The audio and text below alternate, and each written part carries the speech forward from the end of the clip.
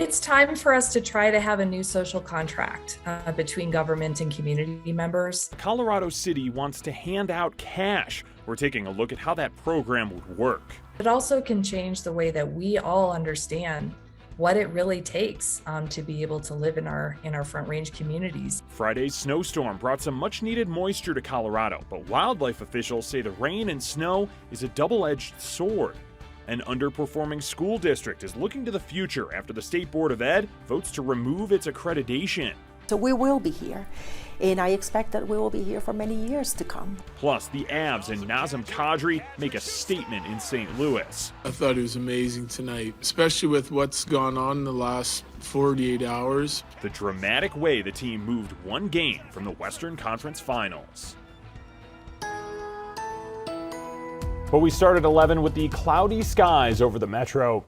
You're looking live right now from Lookout Mountain. You can't see a whole lot of lookout from there. We might see a few scattered showers today. Katie LaSalle joins us now. Katie, most of us, or some of us, will see moisture. Others, just those clouds and the cool temps for today. Yes, and it's great. We really could use the moisture here across Colorado. Temperatures, though, about 20 degrees below average for this time of the year. Cloudy skies over the metro area, but you head further down to the south into our Sangre de Cristo mountain range, just covered there. The camera in snow and a rain-snow mix at the valley level. You can see from our radar and satellite the strongest rain over the southeastern plains near Cheyenne Wells right now, and down west of Walsenburg into Silver Cliff, Crestone. The snow is falling over higher terrain, and just off to the west of Denver. Rain and snow showers into the foothills and some light sprinkles near Watkins and Bennett. So temperatures today, highs only in the mid-50s. Scattered storms and a few showers possible here over the metro area. Then we're back to near 90 degrees by Friday. I'll take you through the whole futurecast, how much rain we're expecting, and the big warm up on the way still to come. Katie, thanks. Well, you might think all the rain and snow that we got would be good to reduce fire danger, but officials say it's actually a little bit more complicated. Wildlife experts told the Denver Post the precipitation is good and bad. The storm likely increased the number of dead trees, branches, and other plants on the ground. And once those dry, they could fuel wildfires rather quickly. Officials say it's important for cities and counties to clear any debris with that in mind. Boulder County is starting a new pilot program so more people are prepared for wildfires. It's similar to a program happening in western Boulder County, but this would apply to the unincorporated areas of eastern Boulder County.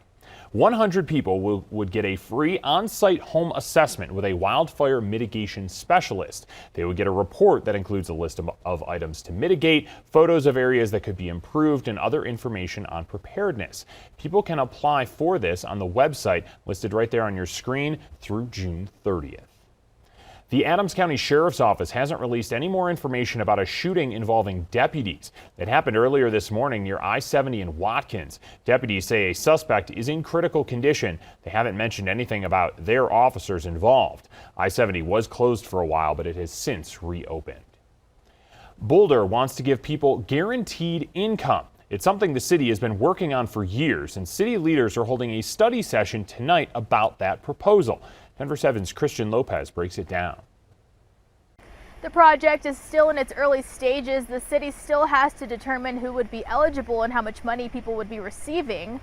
Back in March, City Council approved $250,000 for its guaranteed income project in Boulder. They'd like to have the program for 1 or 2 years.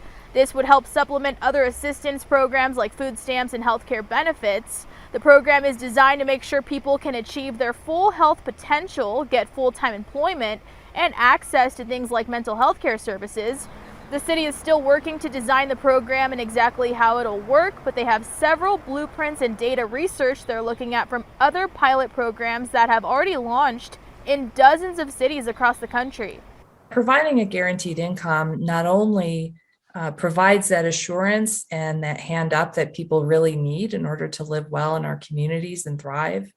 But it also can change the way that we all understand what it really takes to be able to live in our Front Range communities, in the city of Boulder and in other communities, and just help meet people's needs in a much more efficient way. The next steps are bringing together a group of community members who are familiar with poverty prevention and policy. That way they can determine eligibility requirements and target populations. Reporting in Boulder, I'm Christian Lopez, Denver 7. Now, Denver already has a guaranteed basic income pilot program. It started last year and is specifically for the homeless.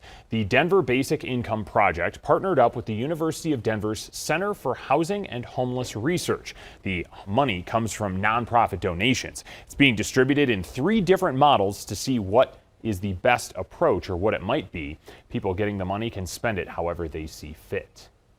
The State Board of Education finalized a vote removing the Adams 14 school district's accreditation. The board initially voted to remove it earlier this month after years of low performance and graduation rates. The board says it wants the district to be successful and wants the district to reorganize in order to benefit students. Denver 7's Nicole Brady sat down with the district superintendent, Dr. Carla Loria, to find out what happens next. She tells us the district is working with a new management company and neighboring school districts. Those districts have pledged to support Adams 14, maintaining its sovereignty as a district.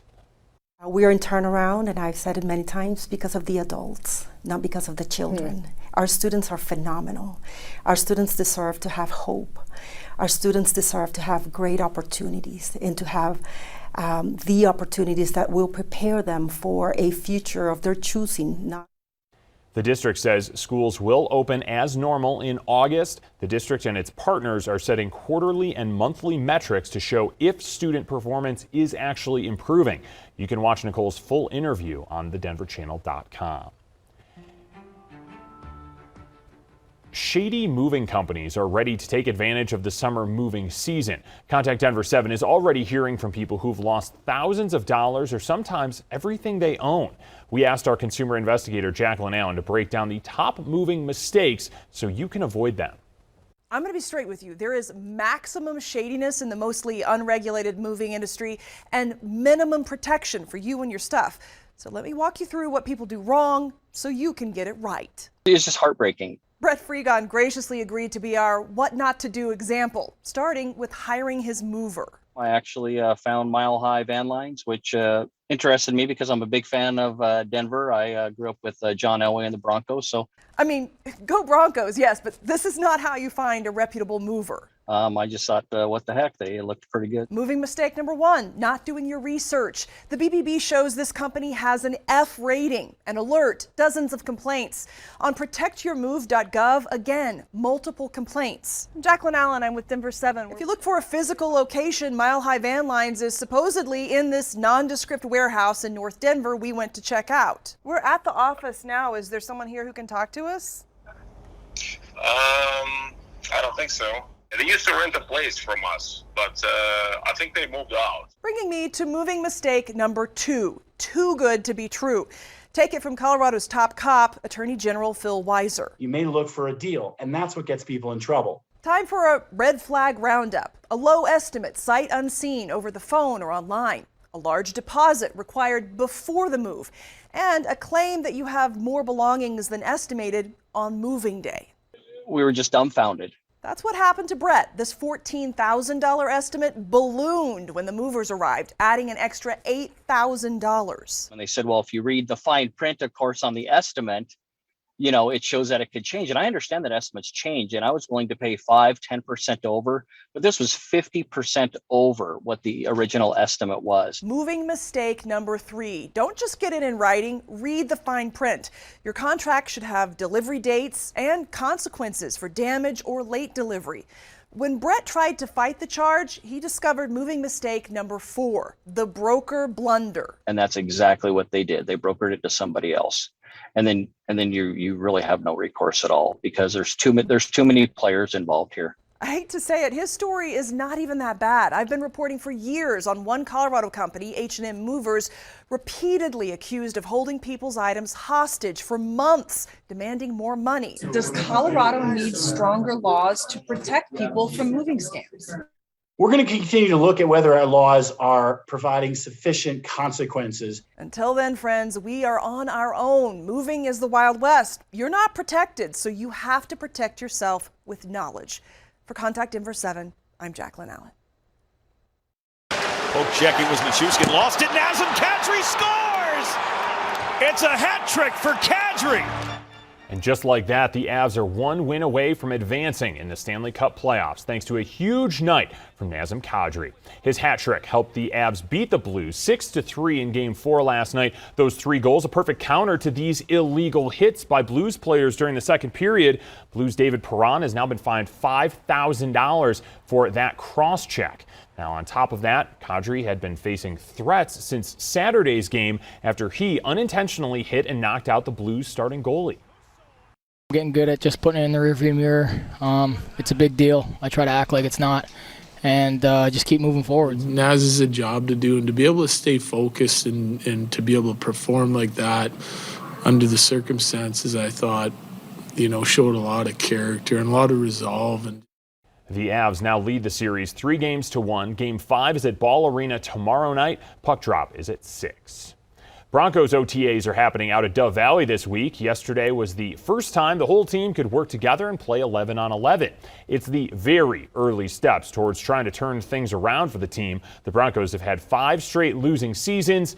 Insert Russell Wilson. Winning's a lifestyle. It's not even, I think that it's bigger than just the ability to compete. It's also the ability to understand the habits of winning. There's habits that have to occur. There's no other option. I think that's what winners do, and that's what a winning football team does, and I think that's what we're trying to do and trying to build. Wilson also talked about his new buddy, Peyton Manning. He says Manning has helped his family make the transition to Denver, and the two spend time watching film together. Remember, they went head-to-head in Super Bowl 48. Well, coming up, Congress wants to find ways to ease the baby formula shortage impacting families across the U.S. Plus, it's a sign of summer. Water World is about to open with some new attraction.